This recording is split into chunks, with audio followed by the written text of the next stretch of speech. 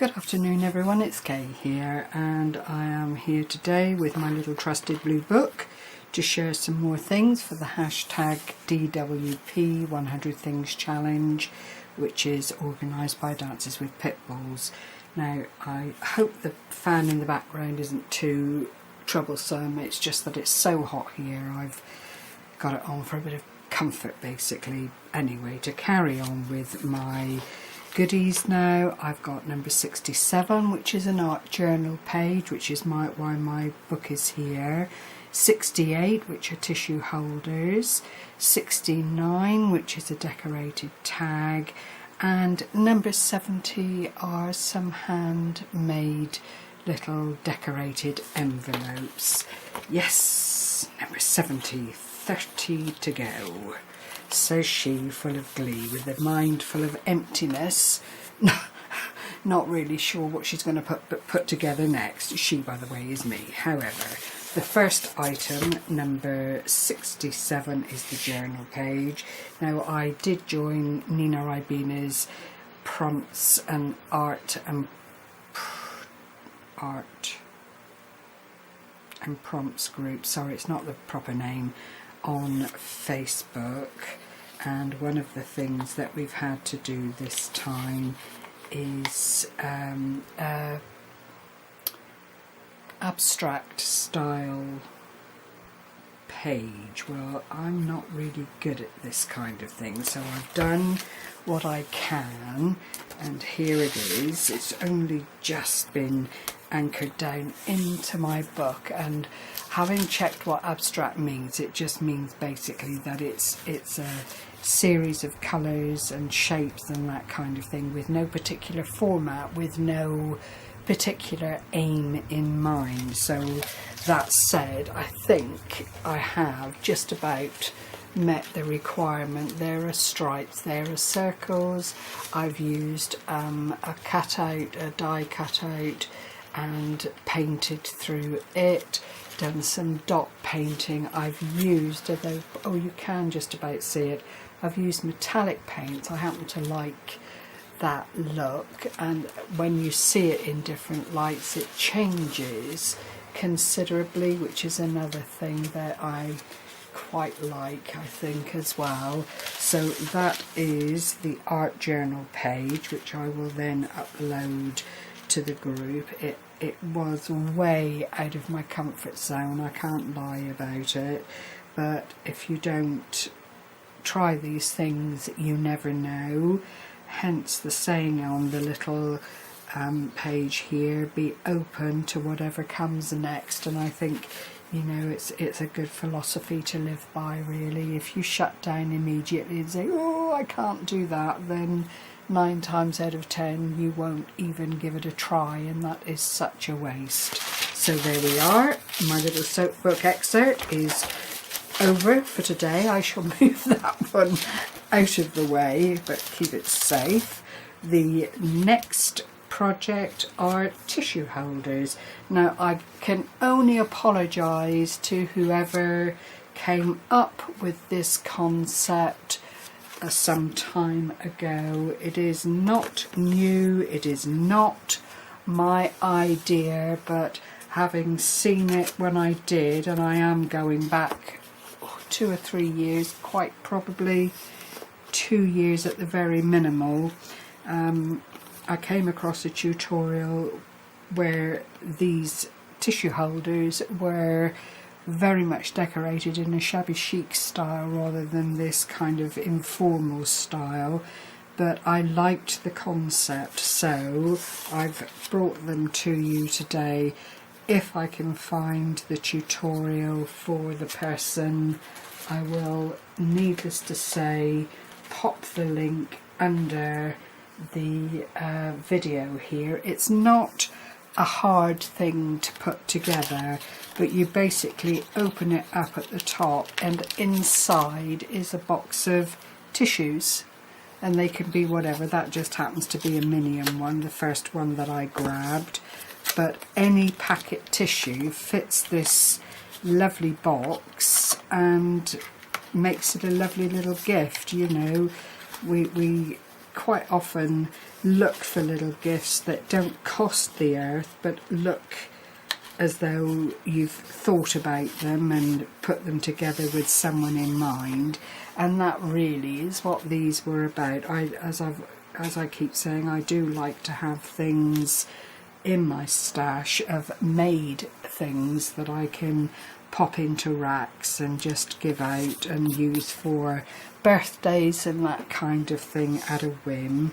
And these are really very straightforward. It was a lovely die that I've taken to using again. A couple of little punch circles, and then in the punch circle is a multicoloured gem. This one is blue through to black with a little bit of silver on it, very, very effective.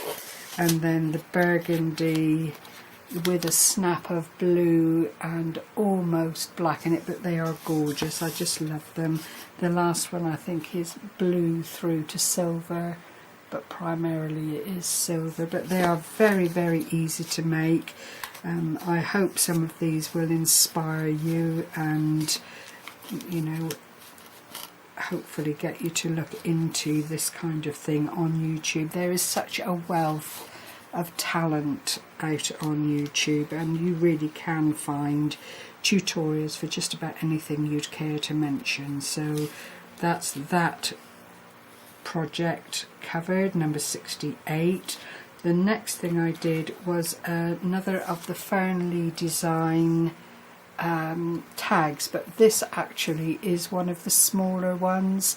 And what I've done, although I think she looks a little bit deformed, I don't think I've quite got it right there, but what I've done is padded out, if you can see on the I think it's more noticeable on the hair, but I have padded out and given a three-dimensional look both to the hair and the body of the lady taking up the pose in this.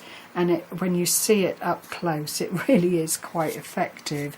I think on with hindsight and seeing how it's dried, I probably should have softened the padding a little bit and spread it out a little bit more, but it is the skirt right up through the back and then the hair, as I say. So when you actually see it and it's up close, it is actually quite striking. I'm very pleased with how it's come out, and it is just one corner of an ordinary napkin. I've put the little wild orchid flowers, some other flowers, and then these lovely little sparkly flowers there with the glitter in them and the glass gem. A little bit of flat back pearl again just to finish off, and then a couple of layers of this really, really lovely teardrop dangly lace, which I have had in my stash for the longest time. Oops, glue strand. And I've just really got round to using it now.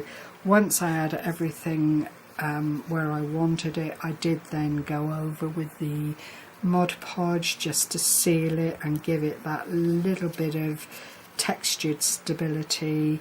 Added the little bit of string to the top, and there is my nice little tag. It's one of the smaller ones that Fernli do, and they are such a silly price. You know, you get 3 for under £2, which I don't think you can sneeze at in any way.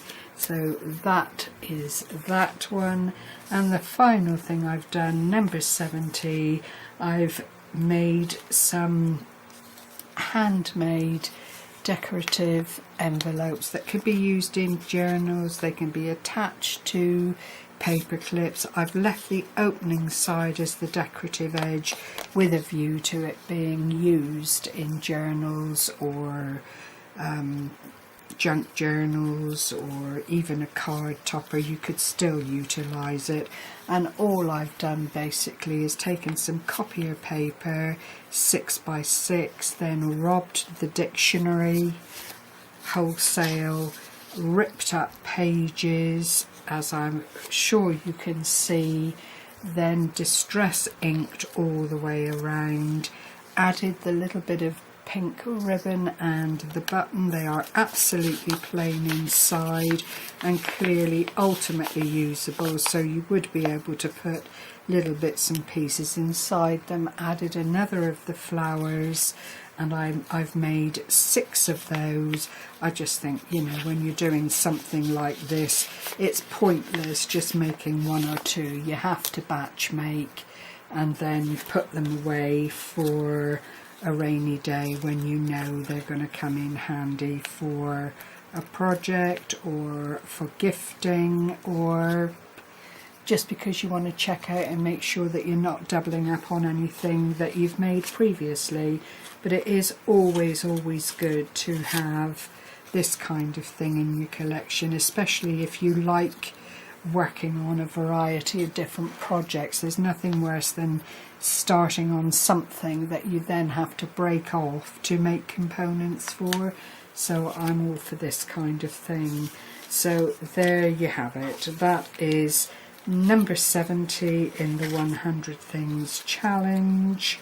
I hope you're finding this interesting. I am delighted as always with the level of support I've received, both from my subscribers and friends on YouTube that have been in my corner, so to speak. I can't thank you all enough.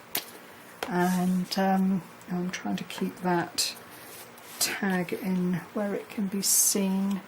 Okay, I think we've fairly well got it. So there are my next little clutch of makes. I will be back again in a day or 2 to try and fill up my little book here and get ever closer to the 100 things. Thank you everyone, take care, happy crafting, and bye bye for now.